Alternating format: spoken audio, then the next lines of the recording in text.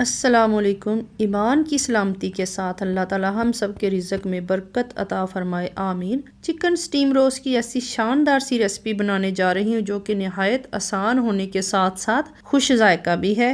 تو آئیے آج کی یہ ریسپی شروع کرتے ہیں۔ بسم اللہ الرحمن الرحیم۔ میں نے 1 کلو چکن لیگ پیس لے لیے ہیں، اچھی طرح دھو کر رکھ لیا ہے۔ سب سے پہلے چکن میرینیشن کے لیے ایک بڑا سا شیشے کا باؤل لے لیا ہے، آپ کوئی سا بھی استعمال کر سکتے ہیں۔ سب سے پہلے باؤل میں 1 کپ دہی جائے گی۔ میں نے گھر کا بنا ہوا دہی استعمال کیا ہے جو 200 گرام کے قریب ہے۔ دہی میں 1 بڑی چمچ کٹا ہوا لہسن شامل کر دوں گی، 1 بڑی چمچ کٹا ہوا ادرک شامل کر دوں گی، 2 بڑے چمچ لیموں کا رس لیا ہے وہ بھی اس میں جائے گا، آدھی چائے کی چمچ کٹی ہوئی سرخ مرچ شامل کر دوں گی، 1 چائے کی چمچ نمک شامل کر دوں گی، 1 چائے کی چمچ سرخ مرچ پاؤڈر وہ بھی شامل کر دوں گی، 3 چٹکی ہلدی 1/4 ٹی سپون وہ بھی اس میں شامل کر دوں گی، آدھی چائے کی چمچ گرم مسالہ پاؤڈر لیا ہے وہ بھی اس میں شامل کر دوں گی، آدھی چائے کی چمچ چاٹ مسالہ وہ بھی اس میں شامل کر دوں گی۔ اب دہی کو تمام مسالوں کے ساتھ اچھی طرح مکس کر لوں گی۔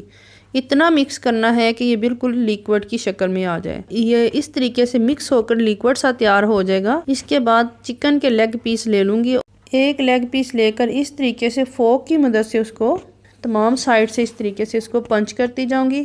اس طریقے سے تمام لیگ پیس کو فورک کی مدد سے میں پنچ کرتی جاؤں گی اور چکن کی میرینیشن کے لیے جو دہی تیار کیا تھا اس کے اندر ایک ایک کر کے تمام لیگ پیسز کو رکھ دینا ہے۔ لیگ پیسز رکھنے کے بعد ان کو فورک کی مدد سے اس طریقے سے اچھی طرح مکس کر لینا ہے تاکہ تمام مسالہ لیگ پیس کے اوپر اچھی طرح لگ جائے۔ اس کے بعد کلنگ ریپ کی مدد سے اس کو کور کر کے آدھے گھنٹے کے لیے ریفریجریٹر میں رکھ دوں گی تاکہ مسالہ اچھی طرح چکن میں جذب ہو جائے اور اس کا فلیور جو ہے چکن کے اندر آ جائے۔ آدھا گھنٹہ گزر چکا ہے، اب ایک نان سٹک پین لے لوں گی، اس میں 1 چمچ ہی آئل لگا لوں گی۔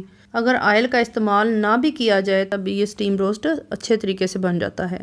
پھر تمام چکن اور دہی اسی طرح اس پین میں شامل کر دوں گی اور اچھے طریقے سے برتن کو صاف کر کے سارا مسالہ اس میں ایڈ کر دوں گی۔ چمچ کی مدد سے اچھی طرح ہلا دوں گی اور ڈھکن لگا دوں گی۔ 15 منٹ کے لیے میں اس کو ہلکی آنچ پر رکھ دوں گی تاکہ اچھی طرح یہ پک جائے۔ 15 منٹ گزر چکے ہیں، ڈھکن اتار کے چیک کر لیتی ہوں۔ 15 منٹ سٹیم پر رکھنے سے یہ ہوا ہے کہ چکن اور دہی کا پانی علیحدہ ہو گیا ہے۔ اب میں دوبارہ سے چمچ سے ہلا کر اس کو ڈھکن لگا دوں گی تاکہ چکن کے پیس اندر تک پک جائیں اور کچے نہ رہیں۔ 10 منٹ کے بعد چکن اس طرح کا ہو چکا ہے، اب یہ علیحدہ ہونا شروع ہو گیا ہے، اس کا مطلب ہے کہ یہ پک چکا ہے۔ میں اب تیز آنچ کر کے پانی کو خشک کر کے اس کو لائٹ گولڈن ہونے تک پکاؤں گی۔ یہ مزے کا سٹیم روسٹ ان لوگوں کے لیے بھی بہت بیسٹ ہے جو ڈائٹنگ کرتے ہیں، لو کیلوریز ہیں، بالکل نہ ہونے کے برابر آئل کا استعمال کیا ہے میں نے۔ جب یہ اس طرح کا گولڈن سا ہو جائے گا تو آنچ کو میں بند کر دوں گی۔ چکن سٹیم روسٹ کے ساتھ زبردست سی سلاد کی ریسیپی شیئر کرنے لگی ہوں۔ سب سے پہلے ایک پین لے لیا ہے اور گرم ہونے کے لیے رکھ دیا ہے۔ نان سٹک پین میں 1 چمچ آئل جائے گا اور 1 انڈا لے لیا ہے، اس کو پھینٹ کر اچھی طرح اس میں شامل کر دوں گی اور اس طریقے سے پلاتی جاؤں گی۔